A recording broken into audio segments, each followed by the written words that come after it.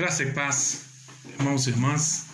Estamos iniciando mais esse momento de ministração, momento realmente de ouvirmos a voz do Senhor, momento de estarmos realmente na presença do Senhor, momento de sentirmos a ação do Espírito Santo de Deus na nossa vida.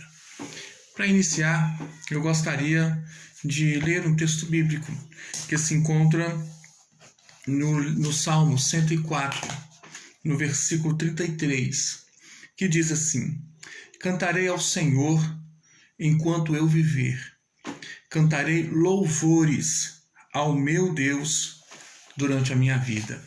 Amém? Essa de fato é uma disposição que nós temos que ter, de cantar ao Senhor enquanto viver, de cantar louvores durante toda a nossa vida, no sentido do reconhecimento, no sentido da nossa disposição de adorar a Deus. E a adoração é muito mais do que cantar, é uma postura, é uma condição do nosso interior. Que você possa estar fazendo isso agora e possa estar fazendo isso sempre, né? Vamos ter esse momento de oração para começar o nosso culto. Pai de amor, nós pedimos a bênção do Senhor. Pedimos que o Senhor venha falar aos nossos corações. Pedimos que o Senhor venha se fazer presente de uma forma especial, Senhor. Venha, Senhor Deus, ministrar, Senhor Deus, de uma forma poderosa, Senhor Deus, em cada coração. Queremos, Senhor Deus, ouvir a Tua voz.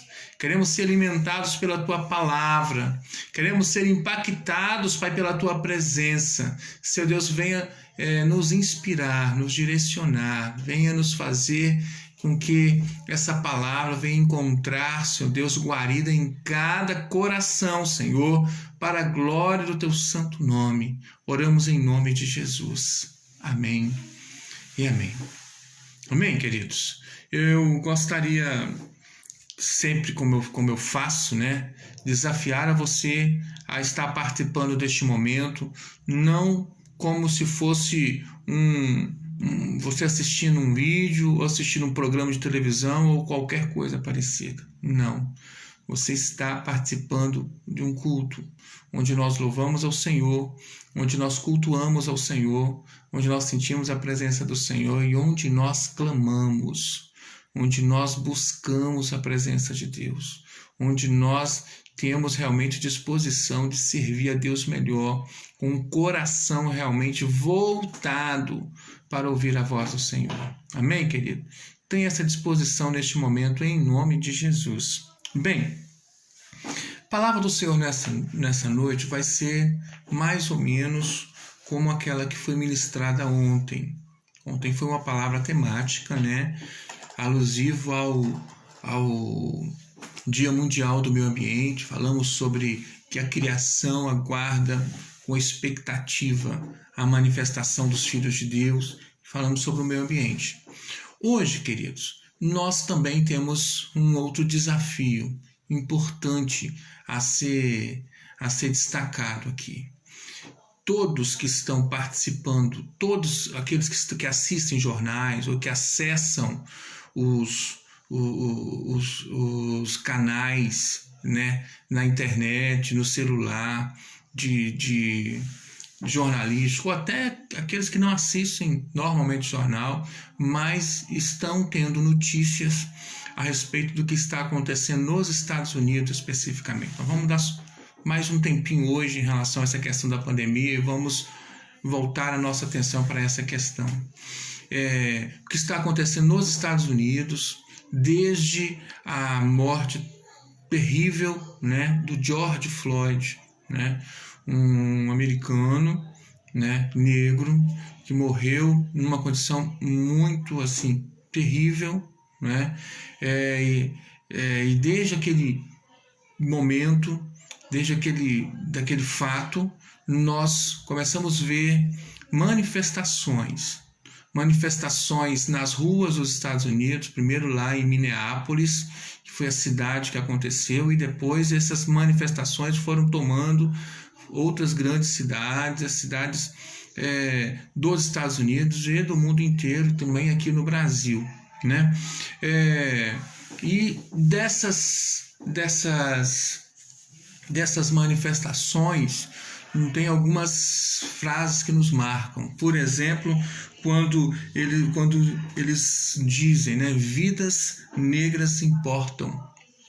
Como também aquela que diz, repetindo aquilo que o George Floyd falou nas suas últimas palavras: não consigo respirar.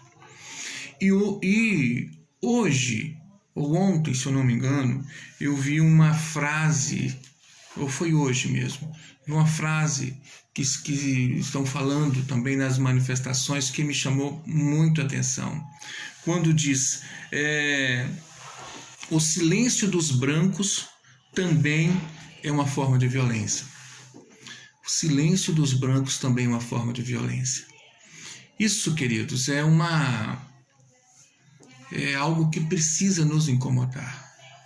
É algo que precisa nos fazer perceber que nós temos que falar, temos que expor a nossa opinião, temos que nos posicionar enquanto igreja, enquanto servos do Senhor, diante dessas situações que nós temos vivido neste tempo, né? E especialmente nessa situação no que diz respeito ao racismo, no que diz respeito ao preconceito e toda essa situação, né? E hoje também veio a mim um vídeo que o Alexandrinho me postou, um vídeo absolutamente pertinente, necessário, e eu até compartilhei com o grupo da Clã, compartilhei também com o grupo de pastores do distrito, um vídeo que nos chama muito a atenção sobre que a igreja não pode ficar em silêncio, né? E como eu falei a respeito ontem sobre o meio ambiente, que a Bíblia tem respostas, e a Bíblia sempre tem respostas para as mais diferentes situações. A Bíblia tem resposta para as mais diferentes questões, por mais modernas que sejam, por mais pós-modernas que sejam. Nem é tanto este caso, porque de fato essa questão do preconceito, do racismo, é algo que está arraigado na humanidade já desde muito tempo, né? Desde sempre. Então, essa situação também nós encontramos na palavra do Senhor, um tempo de reflexão. Hoje nós já tivemos uma roda de conversa com os jovens, no grupo de jovens, que foi muito interessante, foi muito boa. Os nossos jovens estão se despertando, estão realmente muito conscientes, né, da realidade, e nós sim precisamos falar sobre isso, né? Precisamos falar entre os jovens, precisamos falar com as crianças, precisamos falar na igreja, precisamos dar consciência, dar voz, né, à igreja, dar voz aos negros. Uma palavra muito importante que eu ouvi hoje da Thalita foi que nós às vezes não conseguimos dimensionar exatamente, por exemplo, eu que me considero branco, não consigo dimensionar de fato o que um negro sofre no seu dia a dia se eu não ouvi-lo, se eu não dar a voz a ele, se eu realmente não estiver disposto a caminhar junto com ele, né? E é isso que nós temos que fazer, sempre. E, de alguma forma, o texto que nós trouxemos eu quero que seja um start, um momento de começarmos a despertar, a falar mais sobre essa temática. Sei que já temos falado. Inclusive, até citei hoje no grupo que a Igreja Metodista é uma das igrejas que mais são preocupadas com essa questão já de muito tempo. Tem um livrinho, uma pastoral, que fala sobre o combate ao racismo, mas nós precisamos falar ainda mais, né? Bem, o texto bíblico que eu separei para nós nesta noite, para compartilharmos essa reflexão bíblica, porque está na palavra do Senhor sempre. Os nossos momentos aqui precisam ser sempre regados, inspirados, direcionados pela palavra do Senhor. Se encontra em Tiago, capítulo 2, no versículo 1, que diz o seguinte: meus irmãos, não tenhais a fé em nosso Senhor Jesus Cristo, Senhor da glória, em acepção de pessoas. Meus irmãos, não tenhais a fé em nosso Senhor Jesus Cristo, Senhor da glória, em acepção de pessoas. Queridos, diante dessa fala, né, de Tiago, que é uma carta direcionada às igrejas, podemos dizer assim. Era como se fosse uma circular que era lida em várias igrejas diferentes. E, portanto, quando diz assim o texto, meus irmãos, é para dizer, esse texto não está direcionado a pessoas que não conhecem a Jesus Cristo. Esse texto bíblico não está direcionado a pessoas que não tentavam viver a sua fé genuína em Jesus Cristo, que não tinham disposição em caminhar com Jesus, que não tinham disposição em servir a Jesus. Não, era um texto direcionado à igreja. E para a igreja de Jesus Cristo, o que Deus nos falou e nos fala é: não tenhamos a fé em nosso Senhor Jesus Cristo, Senhor da glória, em acepção de pessoas. Ou seja, nós não podemos viver a nossa fé, vivenciar a nossa fé com essa prática da acepção de pessoas. E aí nós precisamos entender melhor o que era acepção de pessoas. Procurando o significado da acepção de pessoas, nós vamos entender, é uma escolha, é uma predileção por alguém em detrimento de outro alguém. É uma inclinação, uma tendência em favor de pessoas por sua classe social, dando privilégios ou por títulos ou coisa parecida com isso. É uma forma de um preconceito, a acepção de pessoas. Essa é a separação. Esse é melhor do que aquele. Esse é mais importante do que aquele. E aí Tiago, aqui nesse texto, dá um exemplo, né? Se você for dar continuidade a esse texto de Tiago, a partir do capítulo 2, ele dá o exemplo de quando duas pessoas ilustrativamente entram numa sinagoga, e um é rico, tem anéis de ouro nos dedos, trajes de luxo, e junto com esse entra um pobre andarilho que não tem roupas boas, nada disso. E ele diz, a acepção de pessoa é exatamente ver esse alguém que tem luxo, que tem a aparência de rico, e colocar este nos primeiros lugares. Enquanto que este outro, que é pobre e que tem roupas ruins e que tem aparência não muito agradável, podemos dizer assim, esse é colocado, o texto diz, debaixo do estrado dos pés. Para que, aí Tiago explica que nós não podemos vivenciar isso na igreja, nós não podemos ter a nossa fé em Jesus Cristo com essa realidade, com essa prática. Isso no que diz respeito, ele estava dizendo lá, no que diz respeito a classes sociais. Agora, se já é abominável isso, no que diz respeito a classes sociais, quanto mais no que diz respeito à cor da pele. Quanto mais no que diz respeito à cor da pele. É absolutamente abominável, é absolutamente condenável qualquer tipo de acepção de pessoas, qualquer tipo de preconceito. E aqui, queridos, nós encontramos esse respaldo, não somente na carta de Tiago, mas e especialmente na vida de Jesus. No ministério de Jesus, na conduta de Jesus, na forma que Jesus tratava as pessoas, se relacionava com as pessoas, na forma que Jesus lidava com as mais diferentes questões do seu dia a dia. Porque, como em nossos tempos, no tempo de Jesus ainda mais talvez, era uma sociedade absolutamente preconceituosa.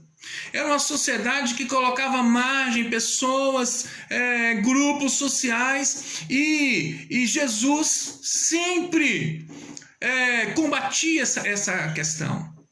E sempre se colocava na posição do mais fraco. Sempre se colocava na posição daquele que estava sofrendo preconceito, daquele que estava sendo colocado de lado nesse processo de acepção de pessoas. Exemplos, muitos exemplos podemos dar. Como, por exemplo, em relação a quando Jesus se encontrou com os cegos, como Jesus lidava com os leprosos, como Jesus lidava com as mulheres que sim sofriam muitos preconceitos, como Jesus se referiu às crianças, porque as crianças também sofriam preconceitos, como Jesus lidou com os samaritanos e na parábola, por exemplo, que ele ensinou quem estava fazendo a coisa certa em ajudar as pessoas, ele colocou exatamente a figura do samaritano, alguém que era um destes que sofria mais preconceitos no tempo de Jesus, né? Vamos lembrar do tratamento que ele deu aos publicanos, chamou publicanos, inclusive, como o caso de Levi, e foi ficar na casa de um dos publicanos, como no caso de Zaqueu, alguém que era discriminado por toda aquela comunidade, mas ali Jesus preferiu estar na casa deste, né? Um publicano considerado, entre aspas, pecador, e das viúvas, e enfim, todas aquelas pessoas que, via de regra, sofriam preconceitos, pessoas que estavam realmente à margem, pessoas que estavam realmente postas de lado, pessoas que sim sofriam com essa dinâmica daquela sociedade de acepção de pessoas, de preconceito. Essas pessoas, Jesus se posicionava claramente em favor delas.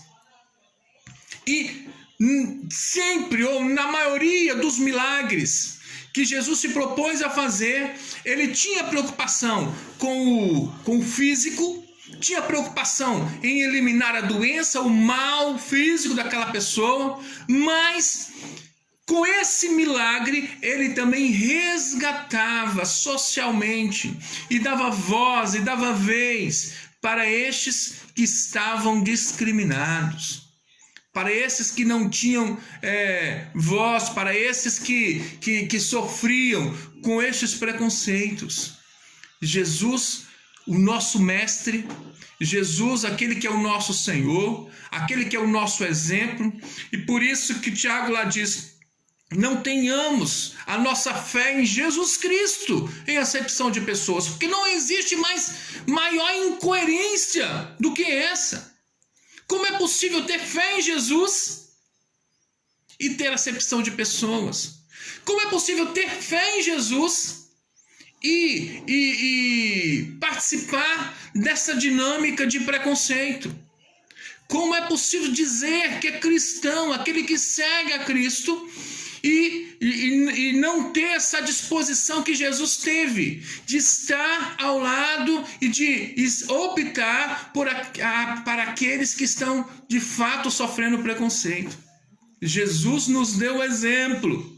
Jesus nos dá o exemplo de alguém que amou, de alguém que se importou, de alguém que se envolveu exatamente com essas causas, com a causa do George Floyd, com a causa que está tomando as ruas dos Estados Unidos e de muitos outros países. E aquilo que aconteceu lá nos Estados Unidos é aquilo que acontece no Brasil muitas vezes. A nossa história nos prova isso. Isso é a história mais antiga, mas também a história mais recente. Muitos jovens, os índices maiores de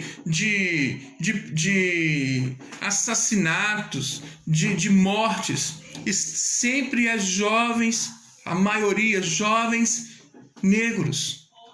E não podemos fechar os nossos olhos para essa realidade. Não podemos fechar os nossos olhos para esse grito, para esse movimento, E nós, enquanto igreja, sim, nós temos que nos posicionar. Nós, enquanto igreja, sim, nós temos que levantar a nossa voz, uma voz profética na acepção da palavra.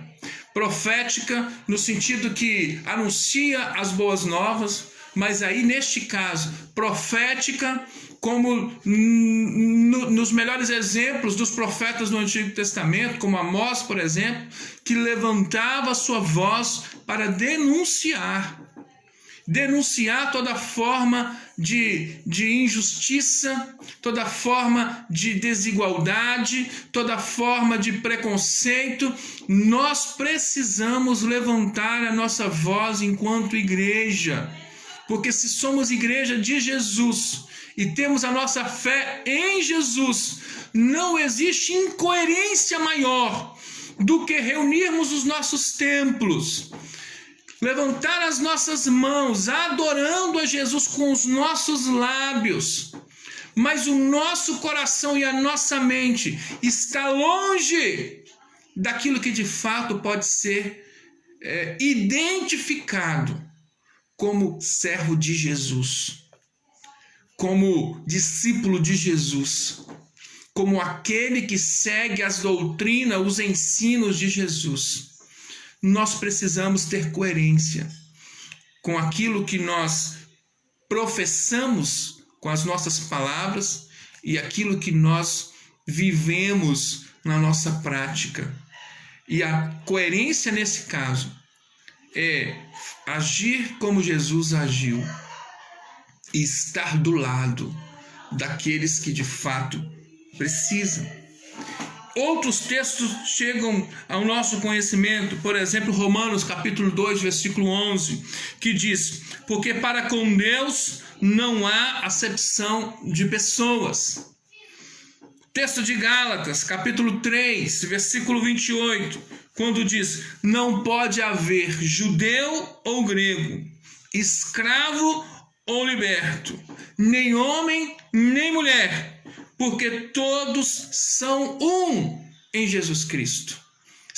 Numa igreja que se dispõe a ser a igreja de Jesus Cristo, não pode haver nenhuma forma de superioridade entre A e B, ou de inferioridade de A ou B.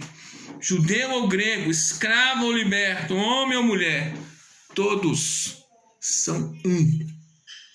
Todos estão no mesmo patamar de igualdade, porque, afinal de contas, esse é o olhar de Jesus Cristo para nós. Esse é o olhar do Deus, o nosso Criador, para as nossas vidas. Esse é o propósito de Deus, foi a intenção de Deus quando nos criou. Lá em Gênesis 1, 27, quando diz a sua imagem os criou, a imagem de Deus. Nós somos criados à imagem e semelhança do Senhor. Isso não diz respeito à cor da pele, isso diz respeito à nossa característica enquanto ser humano. No que diz respeito à nossa alma, no que diz respeito ao nosso caráter, no que diz respeito à nossa mente, no que diz respeito aos nossos sentimentos, no que diz respeito ao nosso coração. Nada a ver com cor de pele. Por isso, querido, vamos sim, e eu me incluo e eu me coloco à disposição como pastor da Igreja Metodista em Goiabeiras, a estar ajudando a todos aqueles da nossa igreja que quiserem levantar essa bandeira, que não podemos ter a nossa fé em Jesus Cristo em acepção de pessoas. O que aconteceu lá em Minneapolis não pode continuar se repetindo. E a igreja, representante de Jesus aqui na terra, precisa se levantar, precisa ter voz e uma voz profética. Receba essa palavra, querido, no seu coração. Receba essa palavra e entenda que nós estamos vivendo tempos difíceis de várias formas, tempos muito complicados, mas esse momento também é um momento de clamor, para que o Senhor Dê coragem à igreja para se posicionar claramente. Amém? Fechemos nossos olhos, vamos orar ao Senhor. Pai de amor, nós queremos, Senhor Deus, neste momento, colocar nas Tuas mãos, Senhor Deus, a nossa igreja, Senhor. Queremos colocar nas Tuas mãos o Teu povo, Senhor Deus, que se reúne, Senhor Deus, nesta noite e ouviu essa palavra desafiadora. É muito mais, Senhor Deus, cômodo ficarmos quietos em silêncio, mas como nós ouvimos, o silêncio, neste caso, é uma forma de violência.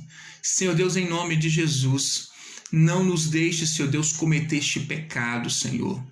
Nos dê coragem, nos dê disposição para podermos levantar a nossa voz e dizermos claramente: não concordamos com o racismo, não aceitamos o racismo, vamos trabalhar contra esse tipo de preconceito, em nome de Jesus. Senhor Deus, venha nos dar coragem, venha nos dar, Senhor Deus, disposição para fazer de acordo com aquilo que está na Tua palavra e sermos coerentes com a nossa fé em Jesus Cristo. Oramos em nome de Jesus.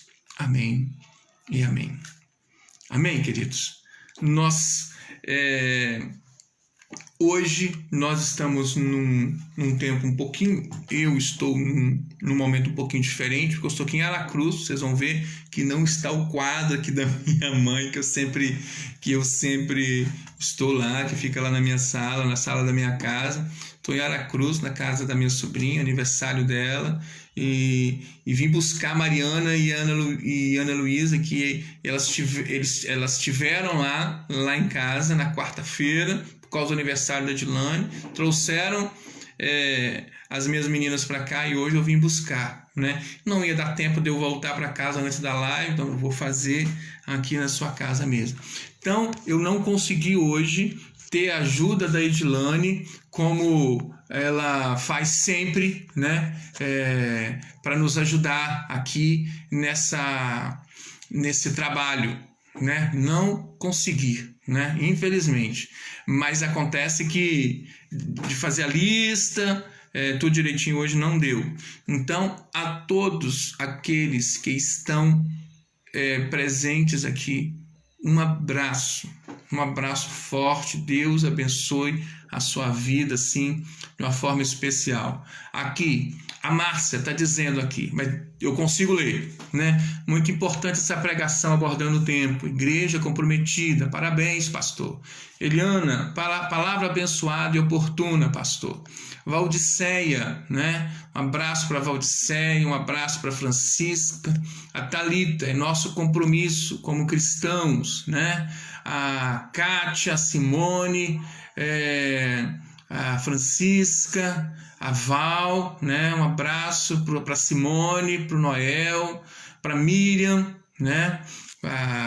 Um abraço também para Leni, né? E a Kátia, o pedido de oração da Kátia aqui. Peço oração pela Beth, que passou mal e deu entrada na UPA de Castelândia. Um amigo da família que está com Covid, o Sérgio também, a Kátia também está pedindo oração pelo Sérgio, né, que está internado na UTI do Hospital Evangélico, entubado, né?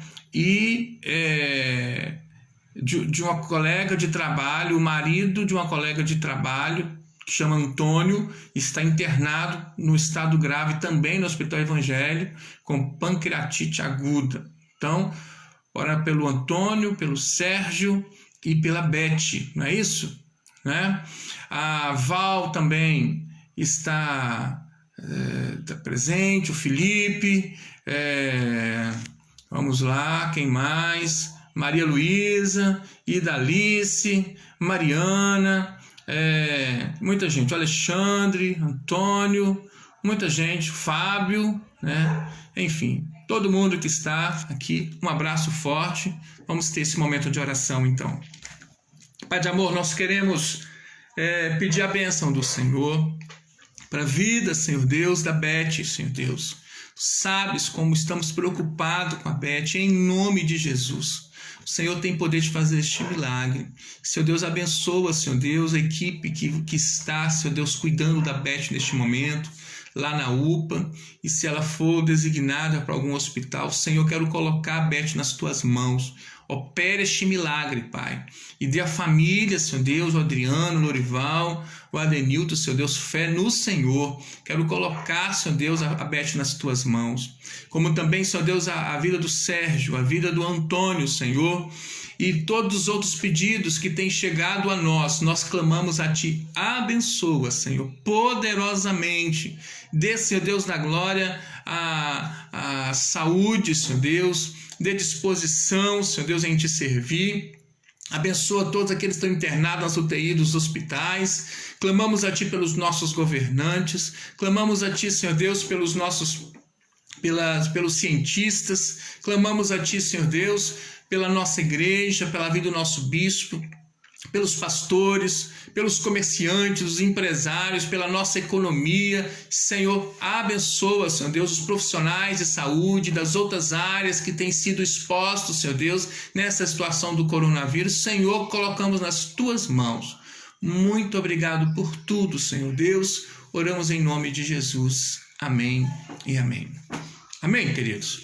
Para encerrar, eu gostaria de estar lembrando que amanhã nós temos 2 momentos, né? O momento às 9 horas da manhã, que é o momento da escola dominical, o horário normal que teríamos da escola dominical. O Alexandre Filho vai estar ministrando louvor, o Alexandre Pai, com a palavra sempre muito abençoada, às 9 horas da manhã. E às 19 horas, o nosso culto mais do que especial, que é o culto da ministração da ceia.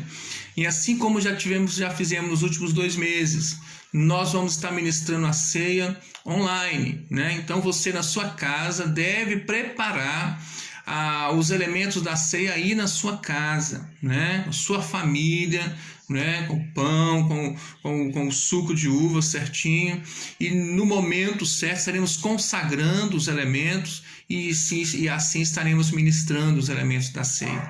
Que você possa se preparando e que possamos ter realmente um culto abençoado amanhã às 19 horas.